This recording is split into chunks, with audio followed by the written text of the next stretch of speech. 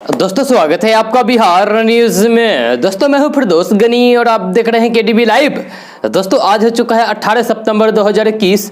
तो आज की बिहार की टॉप न्यूज लेकर आए हैं आपके लिए। दोस्तों वीडियो स्टार्ट करने से पहले आपसे एक रिक्वेस्ट है, अगर आप नए हैं इस चैनल पर तो फिर इस चैनल को सब्सक्राइब करके बेल आइकन को भी प्रेस कर दीजिए और साथ में वीडियो को लाइक कर दीजिए, अपने दोस्तों के साथ शेयर भी कीजिए।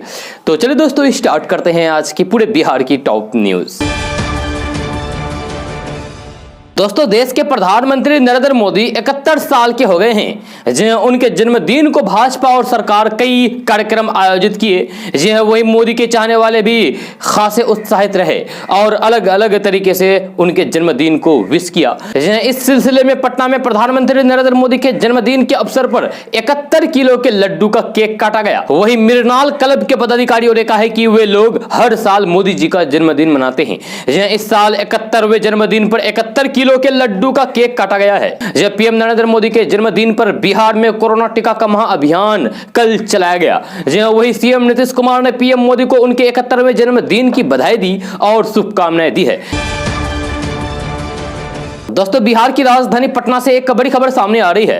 ताजा रिपोर्ट्स के मुताबिक पटना सहित बिहार के सभी जिलों में रहने वाले लोगों का डिजिटल हेल्थ कार्ड बनाया जाएगा, जो आपको केडीबी लाइव के माध्यम से पहले भी बताया गया है।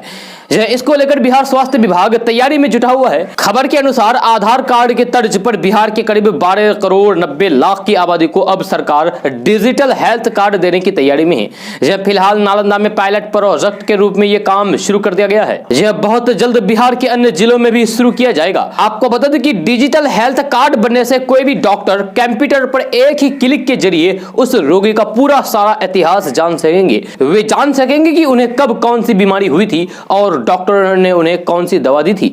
जब मिली जानकारी के अनुसार मोबाइल नंबर आधार नंबर के द्वारा डिजिटल हेल्थ कार्ड बनाया जाएगा। डिजिटल हेल्थ कार्ड में blood test, urine test, ECG, मधुमेह, ब्लड प्रेशर समेत कुल 75 से भी अधिक स्तरों पर जांच की रिपोर्ट को भी शामिल किया जाएगा। इससे उस व्यक्ति को कभी भी बीमारी होती है तो फिर डॉक्टर को इलाज करने में बहुत ही आसानी होगी और उस व्यक्ति को भी बहुत ज्यादा फायदा होगा। दोस्तों उत्तर प्रदेश के मुख्यमंत्री योगी आदित्यनाथ पर कोर्ट में केस दर्ज कराने वाले सामाजिक कार्यकर्ता तमन्ना हाशमी को हत्या की धमकी मिली है। जी वह अहियारपुर थाना क्षेत्र के भिगनपुर के रहने वाले हैं। देर रात उनके मोबाइल पर एक अनजान नंबर से व्हाट्सएप मैसेज भेजा गया।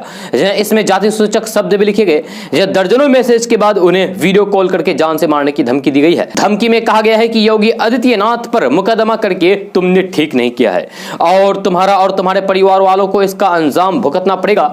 इसके बाद वे काफी डर गए हैं और उन्होंने इसको लेकर अहियारपुर थाने में शिकायत दर्ज कराई है और सुरक्षा की गुहार लगाई है। आपको बता दें कि तमन्ना हाशमी ने 2 दिन पहले सीएम योगी आदित्यनाथ के खिलाफ मुजफ्फरपुर सीजीएम कोर्ट में परिवारवाद दायर कराया था। जहां इसमें आरोप लगाया था कि एक जाति विशेष को टारगेट करते हुए विवादित बयान देने का आरोप लगाया था। कहा गया था कि इस बयान के कारण देश की अखंडता और एकता खतरे में पड़ सकता है।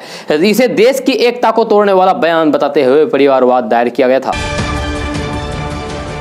दोस्तों प्रधानमंत्री नरेंद्र मोदी के जन्मदिन को जहां बीजेपी और अन्य समर्थक दल पूरे उत्साह के साथ मनाया, वहीं विपक्ष इसे विरोध करने का एक अच्छा मौका मान लिया। जी हां, और सरकार की नीतियों के खिलाफ उसे घेरने के अवसर के तौर पर देख रहे हैं। जब पीएम मोदी के जन्मदिन के अवसर पर बीजेपी जहां सेवा समर्पण अभियान शुरू किया, वहीं विपक्ष का कोई दल इसे बेरोजगार दिवस के तौर पर मनाया तो कोई इसे ब्लैक फ्राइडे के तौर पर भी मनाया। यह मुख्य विपक्षी दल कांग्रेस की युवा इकाई यूथ कांग्रेस अकाली दल जगह जगह प्रदर्शन किया और अपना विरोध जताया। इनके अन्य विपक्षी दल भी जगह जगह प्रदर्शन और विरोध किया। मुख्य विपक्षी दल कांग्रेस की यूथ विंग प्रधानमंत्री नरेंद्र मोदी के जन्मदिन को राष्ट्रीय युवा बेरोजगार दिवस के तौर पर मनाया। इस संबंध में युवा कांग्रेस की ओर से एक ट्वीट भी किया गया, जिसमें कहा गया है कि आइए बेरोजगारी के खिलाफ राहुल जी की मुहिम को आगे बढ़ाएं, पीएम के जन्मदिन को राष्ट्रीय बेरोजगार दिवस के रूप में मनाएं। हालांकि राहुल गांधी ने ट्वीट करके प्रधानमंत्री नरेंद्र मोदी को जन्मदिन की शुभकामनाएं भी दी है। दोस्तों उत्तर प्रदेश विधानसभा चुनाव होने में अभी कुछ वक्त बाकी है, लेकिन अभी से ही अधिकांश पार्टियां इसकी तैयारी में जुट गई है। आगामी विधानसभा चुनाव को देखते हुए आम आदमी पार्टी ने भी अपना चुनावी दांव चला दिया है। दिल्ली के उप मुख्यमंत्री मनीष सिसोदिया ने कहा है कि अगर उत्तर प्रदेश में आम आदमी की सरकार बनती है तो फिर सभी पुराने बिजली बिलों को माफ कर दिया जाएगा और 300 यूनिट बिजली भी फ्री में दी जाएगी। गुरुवार को दिल्ली के उप मुख्यमंत्री मनीष सिसोदिया ने लखनऊ में ऐलान करते हुए कहा है कि अब उत्तर प्रदेश के लोगों के महंगे बिजली बिलों वाले दिन लद जाएंगे। साथ ही उन्होंने कहा है कि अगर आगामी विधानसभा चुनाव में आम आदमी पार्टी की सरकार बनती है तो फिर 24 घंटे के अंदर 300 यूनिट बिजली सभी उपभोक्ताओं को मिलने लगेगी और सभी किसानों के लिए बिजली फ्री में उपलब्ध कराई जाएगी। इसके अलावा उन्होंने यह भी कहा है कि महंगे बिजली बिल की वजह से जिन लोगों का काफी बकाया हो गया है और उधार लेकर चुकाने को मजबूर हैं, उनके बिजली बिल को आम आदमी पार्टी की सरकार भरेगी। साथ ही मनीष सिसोदिया ने कहा है कि सिर्फ मुफ्त बिजली या फिर बकाया माफ की बात नहीं है, बल्कि उत्तर प्रदेश को भी 24 घंटे बिजली मिलनी चाहिए। अगर दिल्ली जैसे राज्य में बिजली नहीं बनने के बावजूद भी वहां 24 घंटे बिजली दी जा सकती है तो फिर उत्तर प्रदेश में दिया ही जा सकता है। दोस्तों, मध्य प्रदेश की राजधानी भोपाल से भारतीय जनता पार्टी यानी कि बीजेपी के सांसद प्रज्ञा सिंह ठाकुर की गुरुवार को अचानक तबीयत बिगड़ गई, जिसके बाद उन्हें एक निजी अस्पताल में भर्ती कराया गया।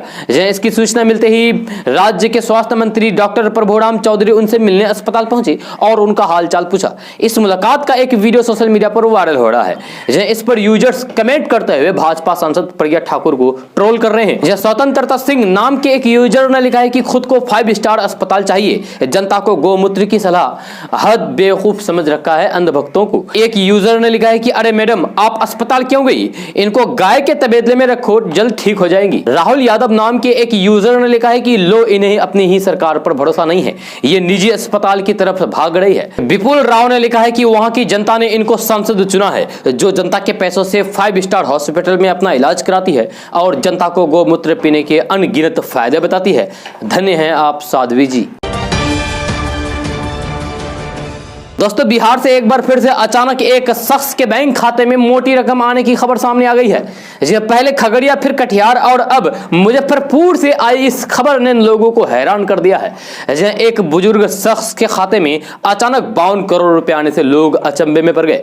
जी हाँ, तो आइए जानते हैं इस पूरे मामले के बारे में, आखिर ये मामला है क्या। दरअसल ये मामला मुजफ्फरपुर जिले के कटरा थाना क्षेत्र का है, जहां राम बहादुर शाह अपने वृद्धा पेंशन की राशि चेक करवाने के लिए एक सीएसपी संचालक के पास गए थे। लेकिन जैसे ही खाता चेक करवाने के लिए उन्होंने अंगूठा लगाया तो सीएसपी संचालक चौंक गया, क्योंकि बुजुर्ग राम बहादुर शाह के खाते में 52 करोड़ से भी अधिक रुपए थे। देखते ही देखते ये बात जंगल में आग की तरफ फैल गई। जब इस मामले की जानकारी लेने के लिए घटनास्थल पर मीडिया कर्मी पहुंचे तो फिर राम बहादुर शाह ने बताया कि वृद्धा पेंशन को लेकर नजदीकी सीएसपी संचालक के पास गया था, जहां सीएसपी संचालक ने बताया कि मेरे खाते में 52 करोड़ रुपए से भी अधिक आ चुके हैं। यह सुनकर सब हैरान हो गए कि आखिर इतनी बड़ी रकम कहां से आई है। जब बुजुर्ग ने कहा कि हम खेती किसानी करके जीवन यापन करते हैं, सरकार से यही मांग करेंगे कि उस राशि से कुछ हमें भी मुहैया करा दिया जाए, जिससे हमारा बुढ़ापा गुजर जाए। वहीं इस मामले पर उनके बेटे सुजीत का कहना है कि हमारे पिताजी के खाते में 52 करोड़ से भी अधिक रुपए आ गए हैं, जिसको लेकर हम लोग काफी परेशान हैं। हम किसान हैं, गरीब परिवार से हैं, सरकार द्वारा मदद की जाए। दोस्तों, राजस्व एवं भूमि सुधार मंत्री रामसूरत राय ने कहा है कि बाढ़ प्रभावित लोगों को सहायता राशि दी जा रही है। कई जगहों से सूची में नाम नहीं होने की शिकायतें मिल रही है। सभी छोटे बाढ़ प्रभावित लोगों का नाम जोड़ने का निर्देश दिया गया है। सूची में नाम शामिल होने के बाद सहायता राशि का भुगतान किया जाएगा। मंत्री ने पत्रकारों से कहा है कि बाढ़ के समय जिले में बेहतर तरीके से राहत का काम हुआ है। जिन जगहों पर बाढ़ का पानी गया है सभी को सहायता राशि दी जाएगी। दोस्तों, बिहार की राजधानी पटना से एक अच्छी खबर सामने आ रही है। ताजा रिपोर्ट के मुताबिक कोरोना महामारी के कारण बंद पड़े पैसेंजर ट्रेनों को रेलवे ने एक बार फिर से चलाने का फैसला किया है। इसको लेकर रेलवे की ओर से अधिसूचना जारी किया गया है। इन ट्रेनों के परिचालन होने से प्रतिदिन यात्रा करने वाले यात्रियों को फायदा होगा। साथ ही साथ उन्हें यात्रा करने में किसी भी तरह की परेशानी का सामना नहीं करना पड़ेगा। हालांकि कोरोना गाइडलाइंस के तहत इन ट्रेनों का परिचालन किया जाएगा। दोस्तों, अगर आप पीएम किसान योजना के लाभार्थी हैं और आपको पिछली किस्त नहीं मिल पाई है तो फिर टेंशन लेने की कोई भी जरूरत नहीं है। आप आसानी से अपनी रुकी हुई किस्त की राशि पा सकते हैं। आपको बता दें कि पीएम किसान योजना के अनुसार अगर किसी किसान का लाभार्थी सूची में नाम शामिल हो गया है और किसी कारणवश किस्त अटक गई है तो फिर अगली किस्त के साथ पिछले किस्त का भी पैसा साथ में ले जाएगा। आपको बता दें कि मीडिया रिपोर्ट्स के मुताबिक केंद्र सरकार प्रधानमंत्री किसान सम्मान निधि योजना की राशि को डबल करने पर विचार कर रही है। अगर ऐसा हो जाता है तो फिर किसानों को हर साल 6,000 रुपए की जगह 12,000 रुपए 3 किस्तों में मिल सकते हैं। इस योजना के तहत अब तक 12 करोड़ 14 लाख किसान परिवार जुड़ चुके हैं। आपको बता दूं कि कई ऐसे किसान हैं जिन्हें पीएम किसान निधि का 9वीं किस्त का भुगतान अभी तक नहीं मिल पाया है या फिर उनकी किस्त कहीं अटक गई है। अगर किसी किसान का लाभार्थी सूची में नाम शामिल है और किसी कारणवश किस्त अटक गई है तो फिर अगले किस्त के साथ पिछली किस्त का पैसा मिल जाएगा। जी हां, ये आपके लिए खबर है। दोस्तों, बॉलीवुड अभिनेता सोनू सूद को सभी जानते हैं। जी हां, आप भी जानते हैं, हम भी जानते हैं। फिल्मों में निभाए गए किरदार से ज्यादा लोग उन्हें उनकी असल जिंदगी के किरदार के लिए पसंद करते हैं। जी, साल 2020 में कोरोना काल में लागू बड़े लॉकडाउन के दौरान उन्होंने जिस प्रकार लोगों की मदद की है उसने उन्हें हीरो से सुपर हीरो बना दिया। यही वजह है कि बुधवार को जब उनके ठिकानों पर आयकर विभाग की टीम सर्वे के लिए पहुंची तो लोग नाराज हो गए। सोनू के घर आयकर विभाग की इस कार्रवाई से लोगों में नाराजगी है। यह सोशल मीडिया पर वे तरह तरह की प्रतिक्रियाएं दे रहे हैं। इसी क्रम में पूर्व सांसद और जन अधिकार पार्टी के राष्ट्रीय अध्यक्ष पप्पू यादव अभिनेता सोनू सूद के समर्थन में उतर गए हैं। गुरुवार को उन्होंने ट्वीट करके केंद्र सरकार पर निशाना साधा है और पूछा है कि सोनू सूद ने जो सभी की मदद की है क्या यही उनकी गलती है। जाप सुप्रीमो पप्पू यादव ने ट्वीट करते हुए लिखा है कि सोनू सूद पर आयकर छापा किस लिए? पीड़ितों की मदद किया इसलिए। मोदी जी के अपने मेहुल भाई अदानी अंबानी जी पर आयकर छापा नहीं किस लिए? पीड़ितों को लूटकर मोदी की मदद की इसलिए। केवल जाप सुप्रीमो पप्पू यादव ही नहीं बल्कि दिल्ली के मुख्यमंत्री अरविंद केजरीवाल ने भी सोनू सूद का समर्थन किया है। कल अभिनेता के घर हुए आयकर विभाग के सर्वे पर प्रतिक्रिया देते हुए उन्होंने ट्वीट किया था। उन्होंने लिखा था कि सच्चाई की राह पर लाखों मुश्किलें हैं, सच्चाई के रास्ते पर लाखों मुश्किलें आती है लेकिन जीत हमेशा सच्चाई की ही होती है। सोनू सूद के साथ भारत के उन लाखों परिवार की दुआएं हैं जिन्हें मुश्किल घड़ी में सोनू सूद जी का साथ मिला था। दोस्तों, पेट्रोल डीजल को अभी जीएसटी के दायरे में लाना ठीक नहीं है। ये बात हम नहीं बल्कि पूर्व उप मुख्यमंत्री और बीजेपी सांसद सुशील कुमार मोदी ने कहा है। उन्होंने ट्वीट करते हुए लिखा है कि बिहार सहित अन्य राज्यों को राजस्व की वर्तमान परिस्थिति को देखते हुए पेट्रोल डीजल को जीएसटी के दायरे में लाने के विचार पर विरोध करना चाहिए। जीएसटी परिषद इस मुद्दे पर केरल हाई कोर्ट के निर्देश पर विचार करने वाली है। तब राज्यों को अपनी बात मजबूती से रखनी चाहिए। यदि पेट्रोल डीजल को जीएसटी के दायरे में लाया गया तो इन वस्तुओं पर टैक्स 75 से घटाकर 28% करना पड़ेगा। इससे केंद्र और राज्य सरकारों को 4,10,000 करोड़ रुपए के राजस्व से वंचित होना पड़ेगा, यानी कि घाटा होगा। दोस्तों, कल एसएलबीसी की बैठक हुई। एसएलबीसी की बैठक में एक अजीबोगरीब मामला देखने को मिला। दरअसल बैठक के दौरान पहले तो उद्योग मंत्री सैयद शाहनवाज हुसैन ने बैंकों के रवैये और उनके काम करने के तरीकों को लेकर बैंक प्रतिनिधियों की जमकर क्लास लगाई। लेकिन जब बैंक अधिकारी सैयद शाहनवाज हुसैन के सवालों का जवाब देने लगे तो उद्योग मंत्री शाहनवाज हुसैन बैठक के दौरान ही अपनी कुर्सी पर झपकी लेते हुए सोने लगे। ये स्थिति देखकर वहां मौजूद हर कोई हैरान रह गया। मंत्री जी की नींद उनके मोबाइल पर फोन की घंटी बजने के बाद खुली। दोस्तों, पूर्णिया जिले में 4 बच्चों में डेंगू और 1 बच्चे में मलेरिया की पुष्टि हुई है। वायरल बुखार से पीड़ित 13 बच्चों के सैंपल लिए गए थे जिसमें से 1 में प्रारंभिक जांच में डेंगू की पुष्टि हुई थी। सभी सैंपल को पीएमसीएच पटना एडवांस जांच के लिए भेजा गया था। जहां रिपोर्ट में 4 बच्चों में एलिजा टेस्ट भी डेंगू पॉजिटिव पाया गया। दोस्तों, बिहार के मधेपुरा जिला के चौसा थाना क्षेत्र में गुरुवार को एक तालाब में डूबने से 5 बच्चों की जान चली गई। इन बच्चों की उम्र 10 से 12 साल के बीच बताई जाती है। सभी बच्चों को तालाब से बाहर निकाला गया। जब पुलिस के एक अधिकारी ने बताया है कि मनोहरपुर गांव के रहने वाले 5 बच्चे गुरुवार की दोपहर गांव के ही एक तालाब में कमल फूल तोड़ने गए थे। इसी दौरान तालाब में एक बच्चे का पैर फिसल गया, वह गहरे पानी में चली गई। जब उसे बचाने को लेकर अन्य बच्चे भी गहरे पानी में उतर गए जिससे सभी 5 बच्चों की जान चली गई। तालाब में स्नान कर रहे अन्य बच्चों के शोर मचाए जाने के बाद आसपास के लोग जमा हुए। तालाब से सभी बच्चों को निकाला गया लेकिन तब तक सभी की जान जा चुकी थी। दोस्तों, बिहार में बालू के अवैध खनन के मामले में निलंबित किए गए भोजपुर के तत्कालीन एसपी राकेश दुबे के पटना और झारखंड के जसीडीह के 4 ठिकानों पर गुरुवार को आर्थिक अपराध इकाई यानी कि ईओयू ने छापेमारी की जिसमें आय से अधिक करोड़ों रुपए की संपत्ति अर्जित किए जाने का पता चला है। यह जांच में अब तक 2 करोड़ 55 लाख रुपए की आय से भी अधिक संपत्ति की जानकारी मिली है। आर्थिक अपराध इकाई के एक अधिकारी ने गुरुवार को बताया है कि आय से अधिक संपत्ति अर्जित करने के तथ्य की पुष्टि होने के बाद बुधवार को निलंबित दुबे के खिलाफ एक प्रार्थना प्राथमिकी दर्ज कराई गई है। उन्होंने बताया है कि इसके तहत गुरुवार को पटना और झारखंड के जसीडीह के 4 ठिकानों पर छापेमारी की गई। उन्होंने बताया है कि डूबे के स्वजनों यानी कि परिजनों, मित्रों और व्यावसायिक सहभागियों के जरिए काले धन को सफेद बनाने की यानी कि मनी लॉन्ड्रिंग करने की भी प्रमाण मिले हैं। इसके अलावा होटल, रेस्टोरेंट, गैरेज हॉल और भूखंडों में भी करोड़ों रुपए निवेश किए गए हैं। जांच में यह भी पाया गया है कि अवैध तरीके से कमाए गए करोड़ों रुपए ब्याज पर भी लगाए गए हैं। जहां डूबे द्वारा स्वयं और पत्नी के नाम पर म्यूचुअल फंड में भी 12 लाख रुपए का निवेश किया गया है। जांच में अब तक 2 करोड़ 55 लाख रुपए की आय से अधिक संपत्ति की जानकारी मिली है।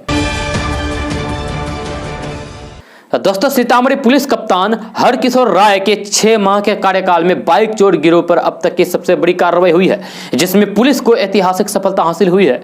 यह चोरी की 21 मोटरसाइकिलें पकड़ी गई है और 12 साथी चोर भी गिरफ्तार किए गए हैं। यह भी पता चला है कि ये चोर गिरोह चोरी की उन मोटरसाइकिलों को औने पौने दाम में किस कदर खपा रहे थे। उनको खरीदने वाले ग्राहकों को भी पता होता था कि ये मोटरसाइकिलें चोरी की है, इसके बावजूद सस्ते भाव में उनको खरीदना गवारा होता था।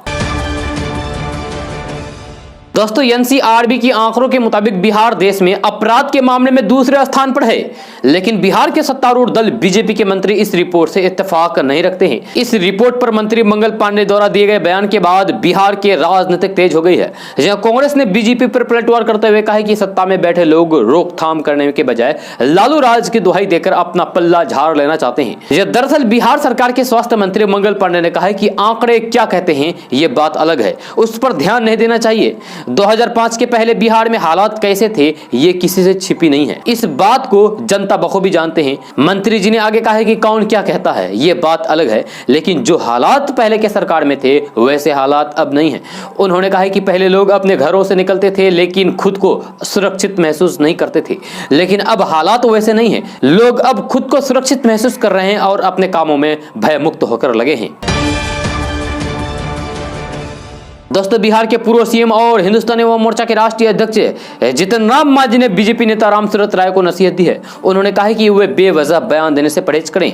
उन्हें कुछ भी बोलने से पहले सरकार से बात करनी चाहिए। घुसपैठ मामले को लेकर जीतन राम मांझी ने कहा है कि ये मामला पहले से वहां चल रहा है। यहाँ ये घटना घटती है तो फिर इसका मतलब ये नहीं है कि वहां एक कौम के लोग बस रहे हैं। रामसूरत राय कैबिनेट मंत्री हैं, जहाँ उन्हें इस तरह की बयान नहीं देनी चाहिए। अगर कोई बात थी तो पहले उन्हें सीएम से बात करनी चाहिए थी। इससे पहले बीजेपी नेता और बिहार सरकार के मंत्री रामसूरत राय ने सीमांचल में घुसपैठ का आरोप लगाया था।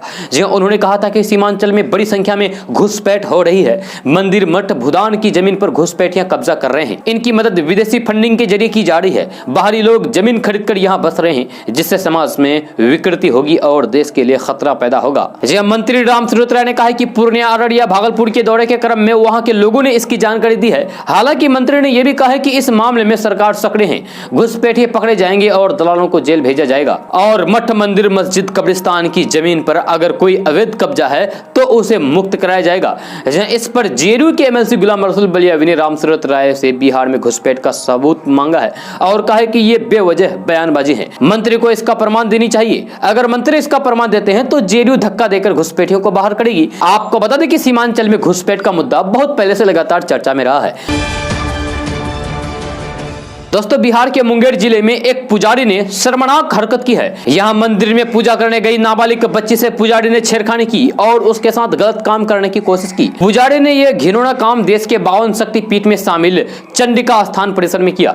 जहाँ बच्ची के साथ छेड़खानी के बाद स्थानीय लोग आक्रोशित हो गए और उन्होंने पुजारी की जमकर पिटाई कर दी। इसके साथ ही उग्र भीड़ ने थाने का भी घेराव कर दिया, जिसके बाद वहां भारी संख्या में पुलिस बल को बुलाना पड़ा।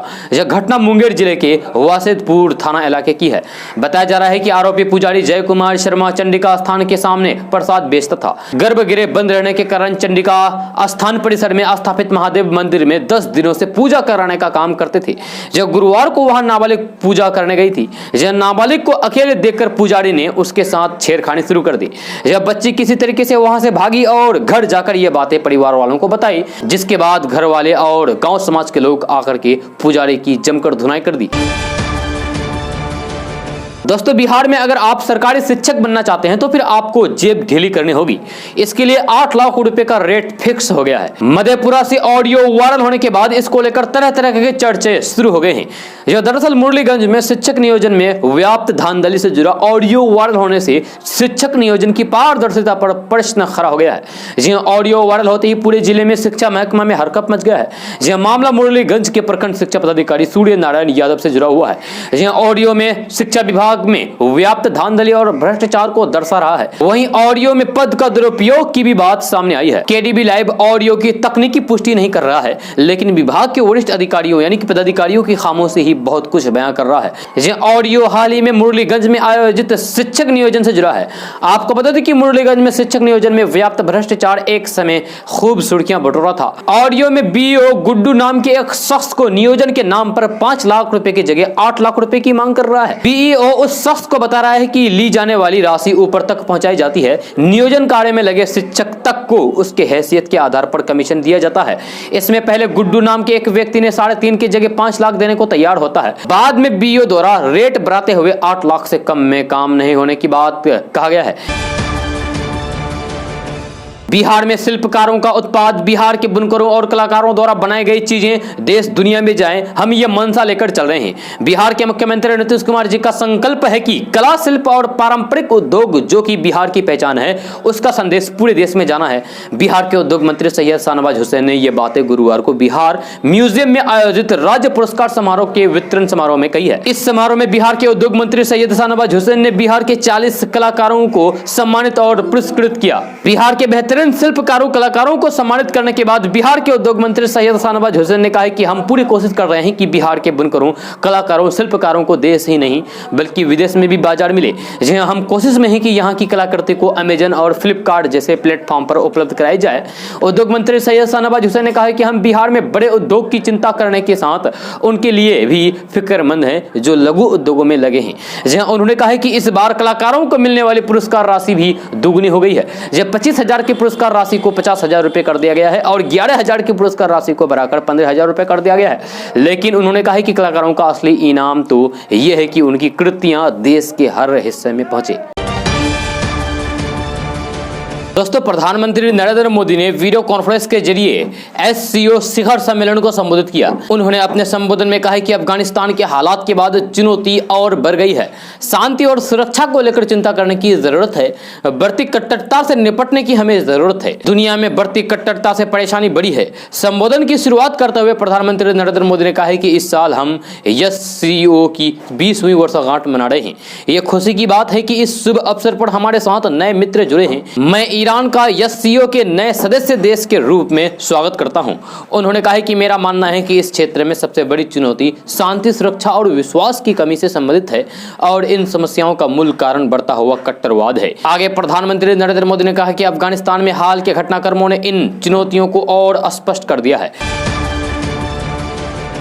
दोस्तों, प्रधानमंत्री नरेंद्र मोदी के जन्मदिन के साथ साथ कल शुक्रवार को 3 नए कृषि कानूनों का 1 साल भी पूरा हो गया है। इस पर भारतीय किसान यूनियन के नेता राकेश टिकैत ने मोदी सरकार पर हमला बोला है। जी हां, उन्होंने कहा है कि आंदोलन को चाहे 10 साल हो जाए, कृषि कानूनों की वापसी तक वे लोग यहां से नहीं जाएंगे।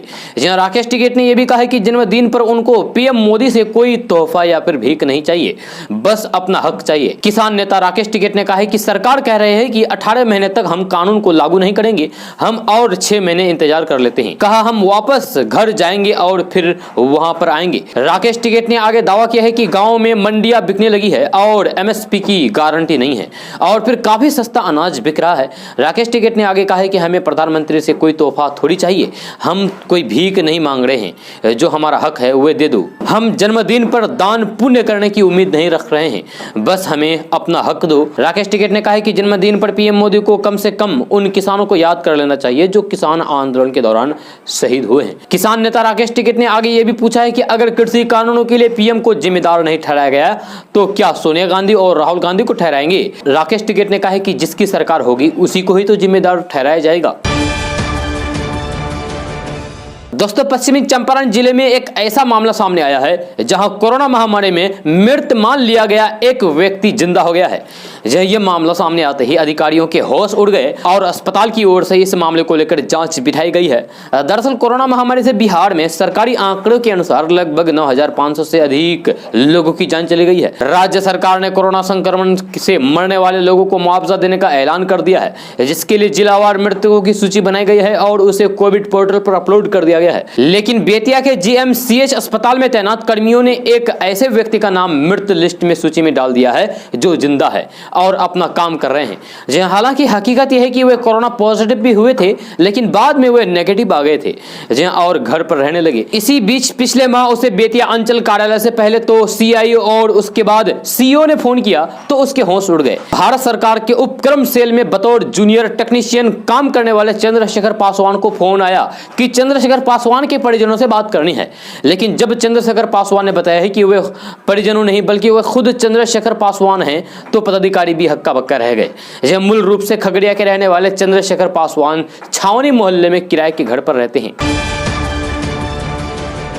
दोस्तों, बिहार के पंचायत सरकार भवनों में सार्वजनिक क्षेत्र के व्यवसायिक बैंकों की शाखाएं खोली जाएगी। बिहार में करीब 16,000 की आबादी पर एक बैंक शाखा है, जबकि राष्ट्रीय औसत 11,000 की आबादी पर एक बैंक शाखा है।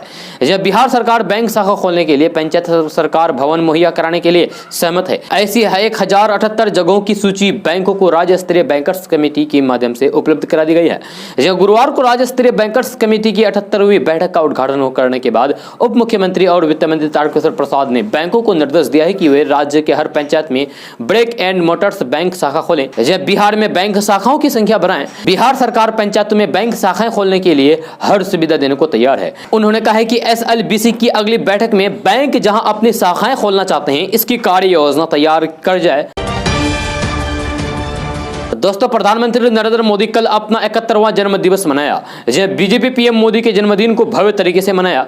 बीजेपी विधायक हरिभूषण ठाकुर बचौल ने भी बड़े अनोखे अंदाज में प्रधानमंत्री नरेंद्र मोदी का जन्मदिन मनाया। उन्होंने विश्वकर्मा रूप में मोदी के चेहरे वाली तस्वीर की पूजा अर्चना की और फिर मंत्र भी पढ़ा। इस दौरान उन्होंने तस्वीर में भगवान विश्वकर्मा की जगह प्रधानमंत्री नरेंद्र मोदी का चेहरा लगाया हुआ था। बीजेपी विधायक हरिभूषण ठाकुर बचौल ने कहा कि प्रधानमंत्री जी का आज 71वां जन्मदिन है, साथ ही आज विश्वकर्मा पूजा भी है। उन्होंने कहा कि जिस तरीके से भगवान विश्वकर्मा ने विश्व का शिल्प किया था, स्वर्ग के भवनों का निर्माण किया था, उसी तरीके से भारत को स्वर्ग बनाने के लिए नरेंद्र मोदी जी गरीब गुरबा किसान छात्र के साथ ही जल थल नल राष्ट्र को मजबूती देने के लिए रात दिन काम कर रहे हैं। इसीलिए विश्वकर्मा भगवान के रूप में, भारत के आधुनिक शिल्पकार के रूप में आज उनकी हमने पूजा की। दोस्तों, देश के प्रधानमंत्री नरेंद्र मोदी के जन्मदिन पर बिहार में शुक्रवार को मुख्यमंत्री नीतीश कुमार ने मेगा वैक्सीनेशन ड्राइव की शुरुआत की एवं 70 PSA प्लॉट का लोकार्पण किया। कल बिहार में 30 लाख कोरोना वैक्सीन की डोज देने का लक्ष्य रखा गया था। पीएम मोदी को सीएम नीतीश कुमार ने बड़े स्क्रीन पर जन्मदिन की बधाई दी। हाथ से लिखकर उन्होंने अब शुभकामनाएं दी है। कार्यक्रम को संबोधित करते हुए मुख्यमंत्री नीतीश कुमार ने कहा है कि बिहार के बाढ़ग्रस्त इलाकों में टीकाकरण के साथ साथ कोविड टेस्ट प्रक्रिया भी जारी है। रोजाना 2 लाख कोरोना टेस्ट कराने का लक्ष्य निर्धारित किया गया है।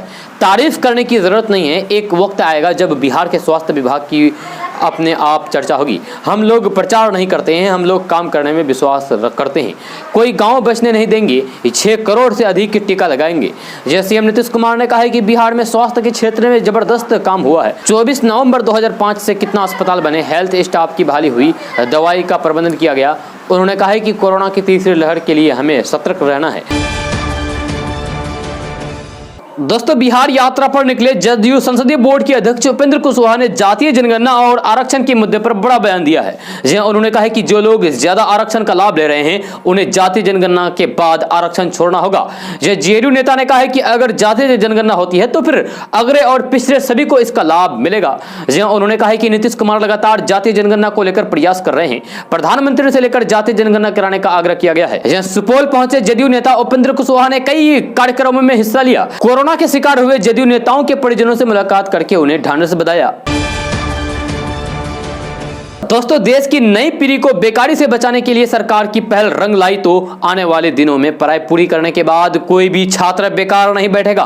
जी हां, सभी को काम मिलेगा। इसके लिए शिक्षा के पूरे ढांचे को एक नए स्वरूप में गढ़ा जा रहा है। इसमें भावी उपयोगिता के आधार पर ही प्रत्येक कोर्स को अब प्रोत्साहित किया जाएगा। साथ ही जरूरत के हिसाब से उतनी ही संख्या में उन कोर्सों को में दाखिल किया जाएगा। यानी कि शैक्षणिक संस्थानों में अब किसी कोर्स के उतने ही छात्र निकलेंगे जितना की जरूरत होगी। दोस्तों, बिहार के भागलपुर जिले से एक सनसनीखेज मामला सामने आया है, जहां कुछ अज्ञात बदमाशों ने पुलिस बनकर सोना कारोबारी के 6 लाख रुपए के गहने उड़ा दिए। इस घटना के बाद से इलाके में अफरा तफरी मच गई। बाद में जब पीड़ित ने पुलिस को मामले की जानकारी दी गई तो फिर थाने में हरकंप मच गया। जब पुलिस सीसीटीवी फुटेज खंगाले में जुट गई है। जहां घटना कोतवाली थाना क्षेत्र के होटल गेलाड़ के पास की है। बताया जाता है कि कुछ अज्ञात बदमाशों ने पुलिस बनकर कहल गांव के नदिया टोला निवासी अनुपम ज्वेलर्स के मालिक अनुपम कुमार वर्मा से लगभग 6 लाख रुपए के सोने के गए जेवर लेकर फरार हो गए। दोस्तों, कोरोना काल में कईयों की नौकरी चली गई है। सरकार बेरोजगारों के लिए बेरोजगारी भत्ता देती है। बेरोजगारों को भत्ता देने के लिए सरकार ने अटल बीमित व्यक्ति कल्याण योजना नाम से एक स्कीम शुरू की है। इस योजना के तहत 50,000 से ज्यादा लोग लाभान्वित हुए हैं, यानी कि 50,000 लोगों को लाभ हुआ है। यह कर्मचारी राज्य बीमा निगम यानी कि ESIC इस स्कीम को चलाता है। यह कोरोना महामारी को देखते हुए सरकार ने अटल बीमित व्यक्ति कल्याण योजना को 30 जून 2022 तक बढ़ा दिया है। इससे पहले योजना 30 जून 2021 तक थी। तो आपके मन में सवाल उठ रहा होगा कि आखिर ये अटल बीमित व्यक्ति कल्याण योजना है क्या? तो अटल बीमित व्यक्ति कल्याण योजना के तहत नौकरी छूटने पर बेरोजगार लोगों को आर्थिक मदद के लिए भत्ता दिया जाता है। जब बेरोजगार व्यक्ति 3 महीने के लिए इस भत्ते का फायदा उठा सकता है। यह 3 महीने के लिए वे औसत सैलरी का 50% क्लेम कर सकता है। बेरोजगार होने के 30 दिन बाद इस योजना से जुड़कर क्लेम किया जा सकता है। इस योजना का लाभ लेने के लिए ESIC से जुड़े कर्मचारी ESIC की किसी भी ब्रांच में जाकर इसके लिए अप्लाई कर सकते हैं।